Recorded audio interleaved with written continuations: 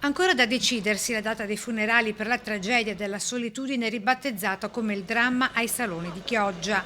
Si attende infatti l'esito dell'autopsia su madre e figlia, rispettivamente Nadia Vianello, 80 anni, e Barbara Boltolina, 51, per capire le esatte cause del decesso delle donne, e risalente per entrambe a una decina di giorni fa, con il fatto scoperto però soltanto giovedì pomeriggio, 13 gennaio, in seguito all'allarme lanciato dai vicini.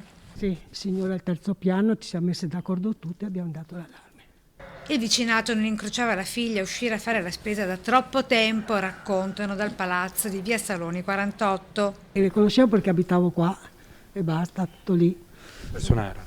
È un po' chiuse di carattere, un po' chiuse, sì, quello sì. Secondo una prima ricostruzione dei fatti, pare sia stata l'anziana mamma, Nadia, a spirare per ultima e ritrovata nel suo letto. Già sofferente con gravi problemi di mobilità, potrebbe aver cercato di fornire aiuto alla figlia, Barbara, colta da improvviso malore e giacente a terra dopo aver sbattuto violentemente la testa, costringendosi a sua volta la mamma ad alzarsi dal letto in un atto di estrema forza, pur non avendone a disposizione per chiamare a sua volta aiuto per se stessa.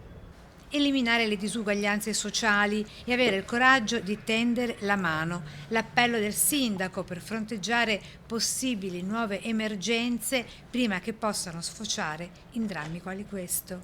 Anche i vicini sono comunque tenuti, insomma non sono obbligati, però per la questione morale, di coscienza, di avvisare comunque i servizi sociali, ma anche lo stesso sindaco o le forze dell'ordine, mantenendo comunque l'anonimato. Ecco. Quindi è giusto comunque informare le istituzioni, non si può sempre pensare di fregarsene.